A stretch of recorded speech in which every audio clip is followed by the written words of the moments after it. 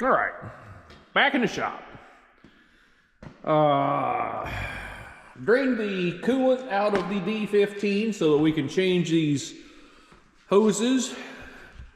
This top one in particular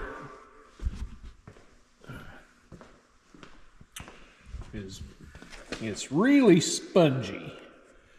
Makes me nervous that it's gonna blow. And I didn't realize we had this little bypass hose. I'm gonna change that one way or another. I might be able to just make that out of some 1/2-inch hose. The bottom hose isn't as bad. I may talk myself out of changing that because the alternator really needs to come off to get to that. I have it, but it's in much better shape than the top one. Like I say, I may talk myself right out of changing that. Well, we might be able to see that. I don't know. We'll go ahead and start on this D-15 hose project.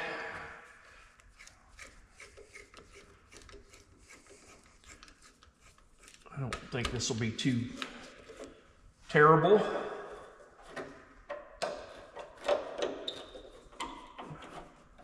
I mentioned earlier that I'd like to change that. And I don't know if we could get by with just some 1/2-inch heater hose. I might have some of that in the other building. I would guess that Steiner sells that hose, and I bet it's not even too expensive. The problem is that when you just need one silly little part like that, they crucify you on the shipping. And that's probably not even their fault. I'm sure, you know, they're getting crucified and they're just passing it along to us.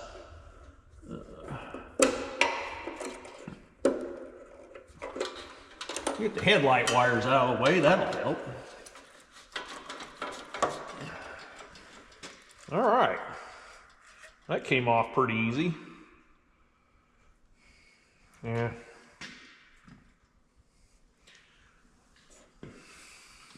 I'm just going to go ahead and reuse these clamps.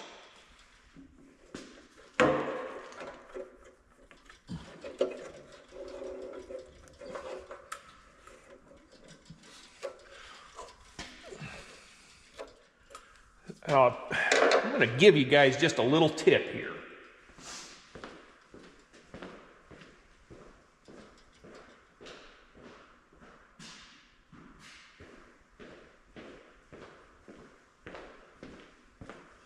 Something I like to do when I'm working with old hose clamps like this is give them just a little shot of lubricant.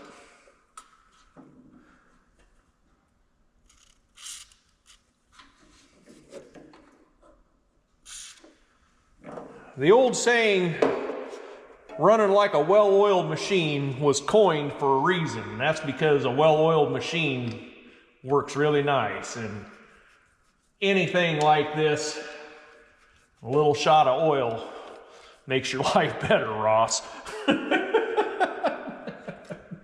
I doubt if Ross will ever see this. He goes in spurts on using lubricants.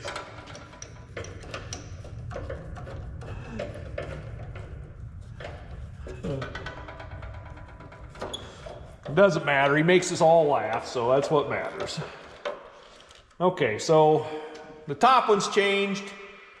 Like I say, I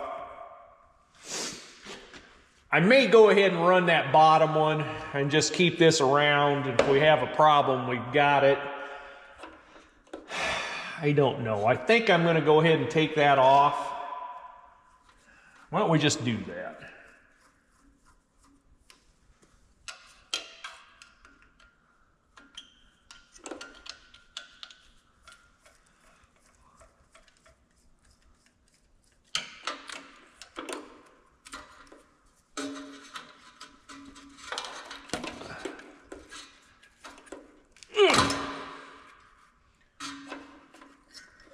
Yeah, I'm sure that's a preformed hose.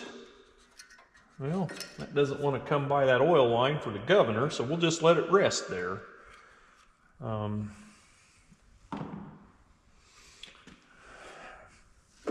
Maybe go ahead and give the clamps a little shot of the good stuff. I really like Justice Brothers products. They are spendy, but they're good stuff. Oh, there it comes. That'll make my life simpler. And that's something that doesn't happen every day. Something makes my life simpler. Okay.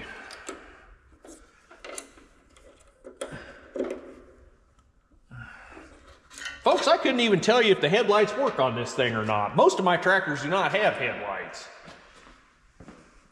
I try not to work in the dark.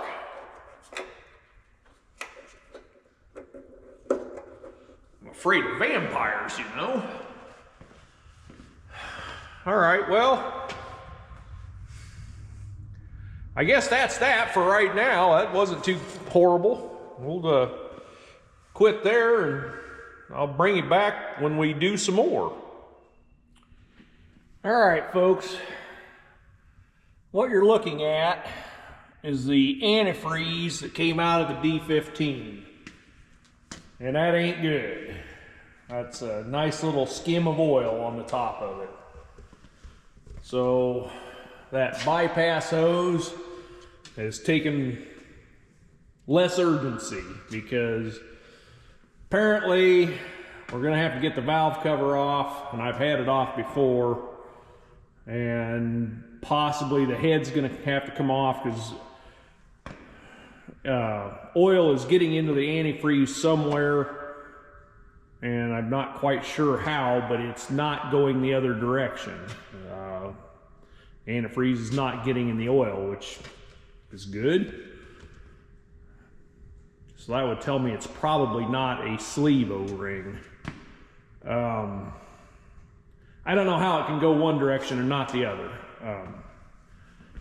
And maybe we need to check into that a little more, but we're gonna call this the D-15 of sadness right now. And unfortunately for the D-15,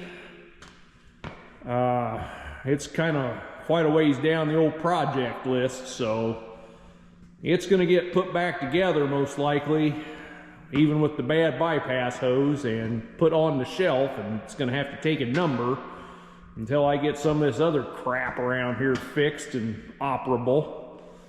So there's the D-15 update.